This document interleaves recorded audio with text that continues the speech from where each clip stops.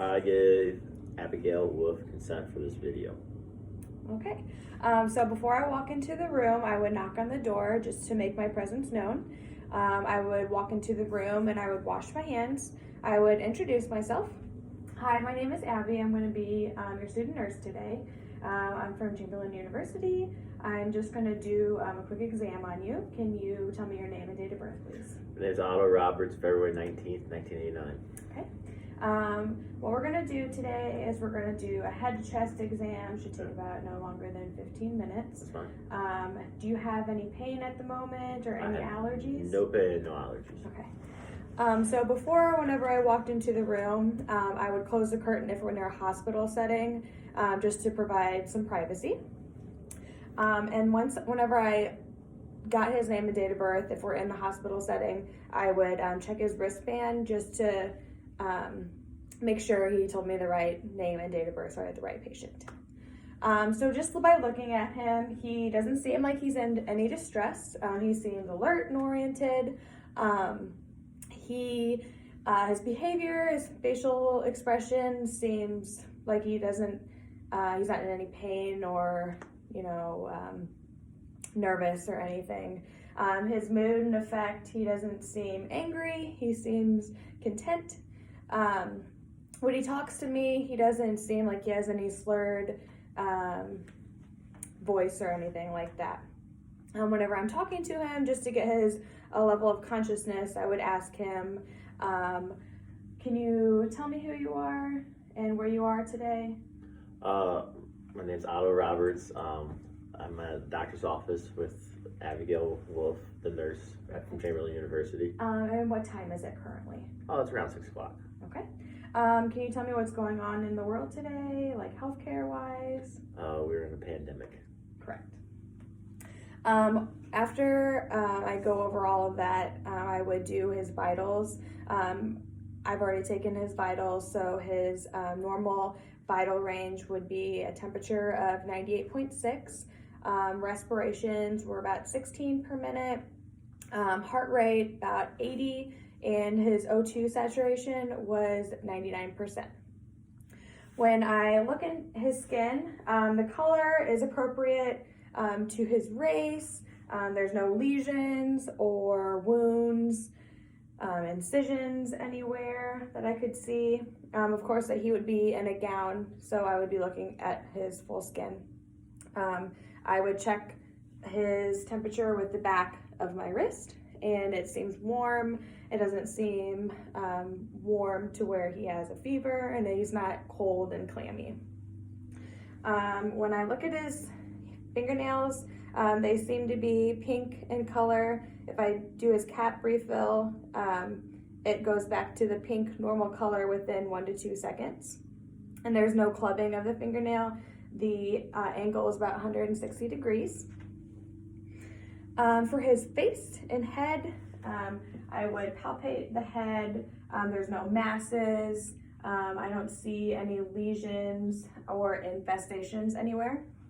If I'm looking at his face is symmetrical. He doesn't seem to have any drooping of one side or the other to show that he may have had a stroke. For his eyes, I would use my pen light. I would look into both eyes, and I don't see any drainage, redness, anything like that. The conjunctiva in the corners of his eyes there seem to be pink, normal color, and then the sclera, the white part,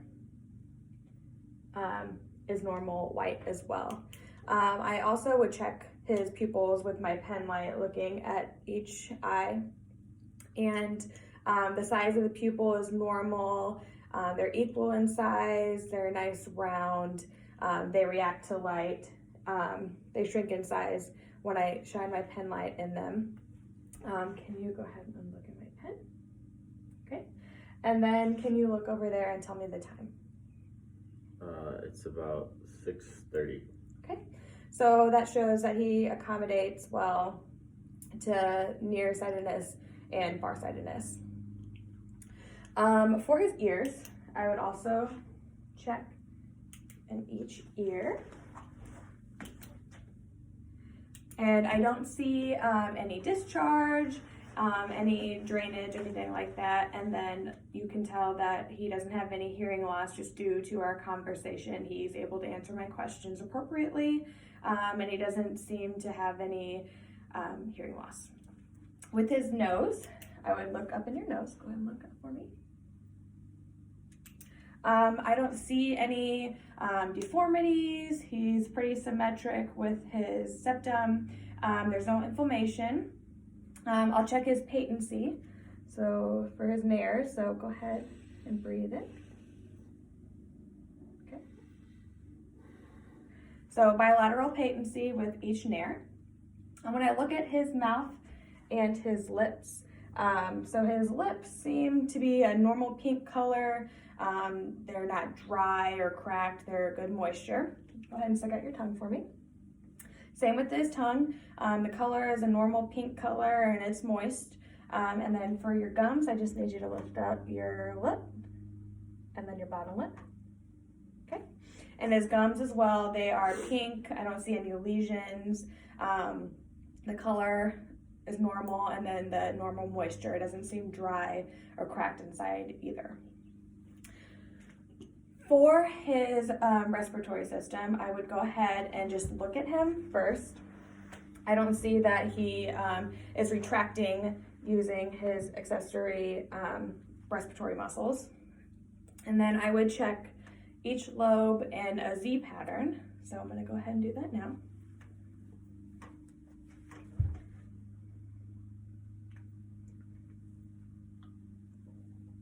So I'll check. Go ahead, take a deep breath. Check in the right upper lobe.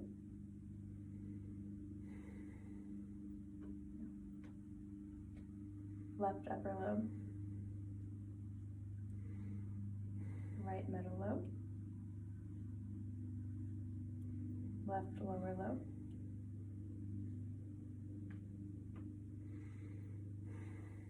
And right lower lobe. And I'm also going to check your back. So go ahead and scoot a little bit further and sit up straight for me.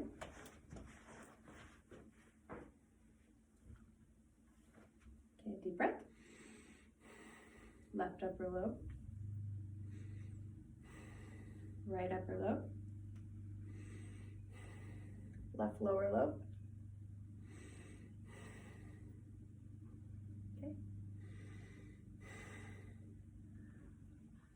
And right lower lobe. For his cardiac system, I would first check his carotid pulse. So with my 2 fingers, I would just go ahead and press lightly.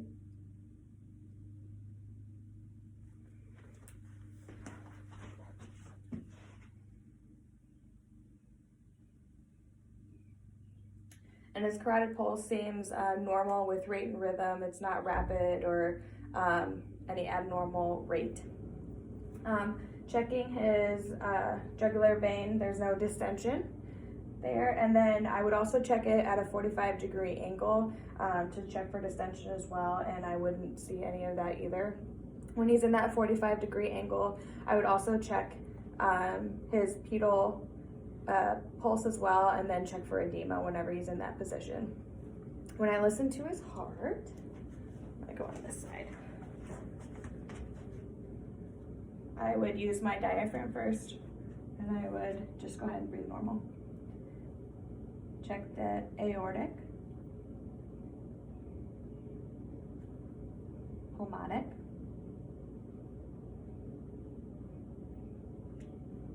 Erb's point,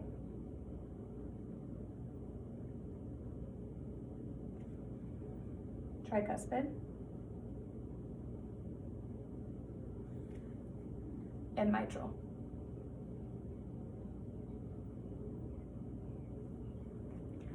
After I'm done using the diaphragm, I would use the bell of my stethoscope and do it all over again.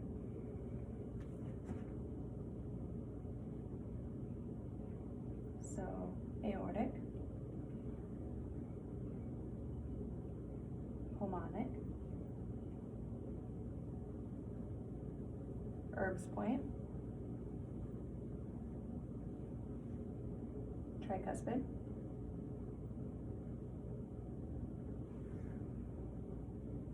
and mitral. All sounds good. After I'm done listening to his heart, I would check his radial pulses on both sides, thumb side on each hand. Just with my 2 fingers. Go ahead and rest it on your leg. Normal rate and rhythm.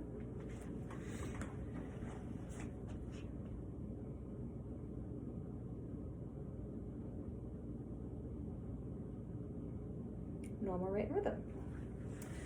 So once I'm done with the full chest, head to chest exam, I would reassess his pain. So are you having any pain at the moment? No, I'm not. Okay. And do you have any questions about the exam? Nope, you covered everything so far. Okay.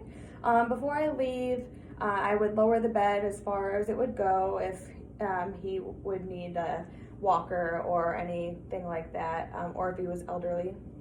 The side rails, I would put up 1 on each side, and then I would make sure that the bed was locked so it wouldn't roll whenever he was trying to get down. And then the call light, I would make sure he was within reach in case he would need that. So if you don't have any questions, thank you for letting me examine you. No problem. And then I will let you have a good day. All right, thank you. You Welcome. And then as I leave the room, I would wash my hands and then I would walk out the door.